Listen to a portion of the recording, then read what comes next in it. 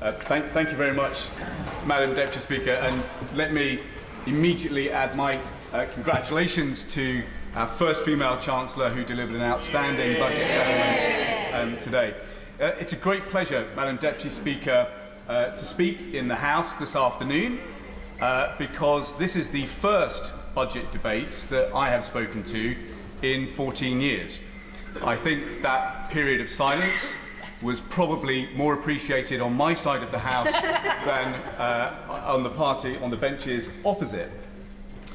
But yet, when I look back on the debates that I've listened to but not spoken in over the last 14 years, what strikes me more than anything today is that the curtain has finally fallen on an economic philosophy, an economic approach, an economic settlement that has fundamentally failed this country. Yeah. If you look at the last 14 years, what you can see is something equivalent to the ABC murders of the British economy.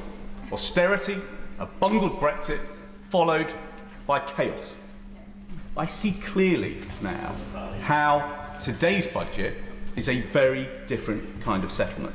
It is a budget that honours the approach, the compassion, the intelligence and the judgment of the last budget that was offered to this House by my good friend, my mentor and my boss, Lord Darling, back in March 2010. Alistair Darling is much missed in this place. He was a man of dry wit and patience and tenacity, kindness and compassion. And I have to say to the House this afternoon, without a hint of reservation in my mind, that this is a budget of which Alistair Darling would have been proud. Yeah. He would have been proud because the budget that was delivered by the Chancellor today was a budget that got the balance right. All budgets are a balance. We ask people, we ask Chancellors to balance the numbers, but more importantly, we ask Chancellors to balance the interests at stake in our country. And when I look back on the kind of budget that we had to deliver in March 2010, actually the task that the Chancellor had today was far, far harder. We were basically trying to present back in 2010 a budget that was going to remedy a deficit that was opened up by the greatest financial crash that we'd seen since the 1930s. I will in a moment.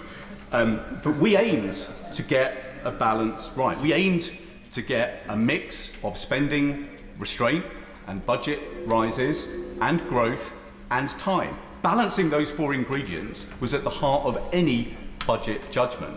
And the judgment that we assembled actually would have halved the deficit in 4 years and had debt falling by 2016. Our obsession was to avoid the double-dip recession that had been experienced in Japan and to ensure that we escaped the perils of widening inequality as we had seen in the United States.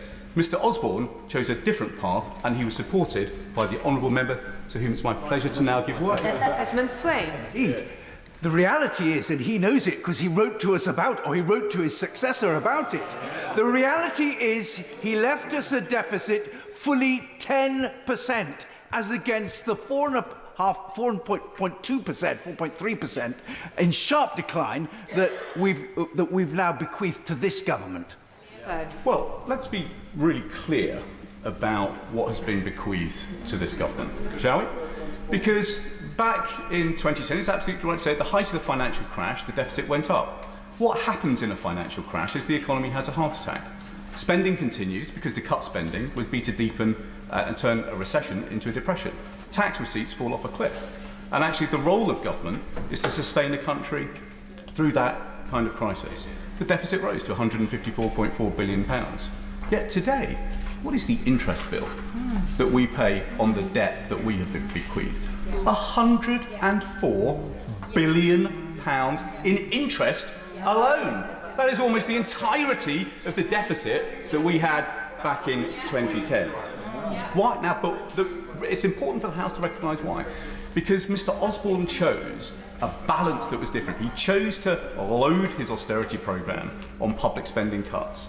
And actually, he eventually arrived at the same settlement that Labour proposed in 2010, but he took sort of 4 or 5 years to get there, and of course he put the economy into a recession too. I think, if memory serves me correct, Madam Deputy Speaker, he blamed it on the light snow at about that time. But of course, I will in a moment. But of course, that austerity programme was then followed by a Brexit that was bungled, and of course that was followed by the chaos of the former Prime Minister. I give way. I thank my member for giving way.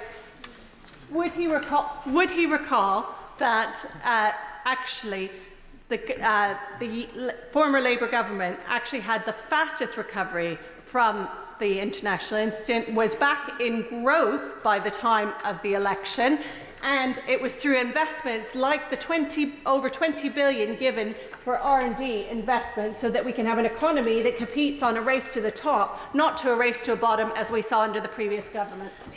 Correct, and in a way that is the point that I'm gently trying to make to the House with a very brief, and everyone will be pleased to hear a soon to conclude lesson in the fiscal consolidation of the last 14 years, because what that approach, austerity, bungled Brexit and chaos, left us is with a growth rate that fell from an average of 3% in the Labour years down to 1.6% over the last 14 years.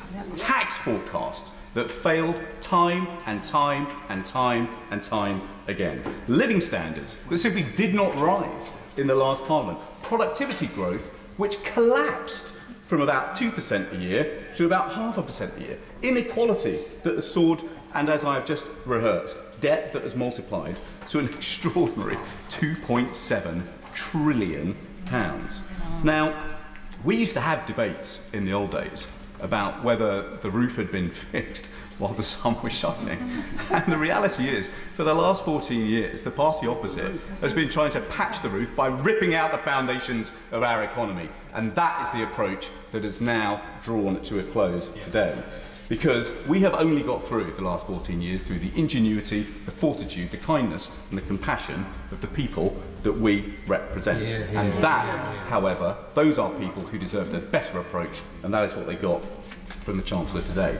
What we have got, I think, is an approach that Alistair Darling would have well appreciated. A budget balance, not simply in the numbers, but in the balance of interests. And if we look at some of the numbers that have been set out in the Red Book today, you can actually see the guts of that different approach. We all know, everybody knows in this, we might as well be honest in this House today, we all know that the original sin of the British economy is a failure in the investment rate. And what has been happening over the last 14 years is an approach to trying to stimulate investment that has relied on tax cuts and tax cuts and tax cuts and tax cuts. And what the Chancellor has done today is end the insanity of trying the same thing over and over and over and over again and expecting different results. When you look at the surge in capital investment that has been delivered by this budget, we are seeing £104 billion extra which is being surged into capital investment in this economy. The Chancellor was absolutely right. What we heard at the annual meetings of the IMF and the World Bank last week is a very clear message from the IMF that unless we raise the fixed rate of investment in our economy, then we are not going to improve living standards, we are not going to improve the growth rate, we are not going to pay down the debt, and we are not going to improve living standards. And so the approach that the Chancellor has taken today is extremely welcome. When you look at the budget forecasts that have been set out, you can see that over the forecast period, we will now see the rate of fixed investment increase in our economy by somewhere between 6 and 7%. That is still probably not enough to catch up with our competitors, but it is a hell of a good start, and crucially, it is a departure from what is a failed economic philosophy for stimulating investment that we have seen over the last 14 years. After 14 years of failure, Madam Deputy Speaker, it was time to try something new, and that is what the Chancellor has given us today. Now, what that allows us to do is to strike a new bargain with business, where we can say to the business community, look, we will put £104 billion extra of capital investment into the economy. We will make sure that you've got the roads and the railway systems and the digital infrastructure which you need for your markets to function. We will make sure that you've got a workforce that is actually healthy and well, fit for work and well trained. We will make sure that there is investment in the skills that you need in your business, and we will make sure that your workers actually stand a hope in hell of getting a home somewhere near where they work. We will make sure that there is investment in research and development. Why? Because if you put it all together, we have the greatest entrepreneurs in the world. Our entrepreneurs have been making history by inventing the future since the age of the Industrial Revolution. But they need good people, they need good ideas, and they need access to capital markets, which they do not have today, and this budget begins to make that available. I give way to an honourable lady. I thank the honourable gentleman for giving way.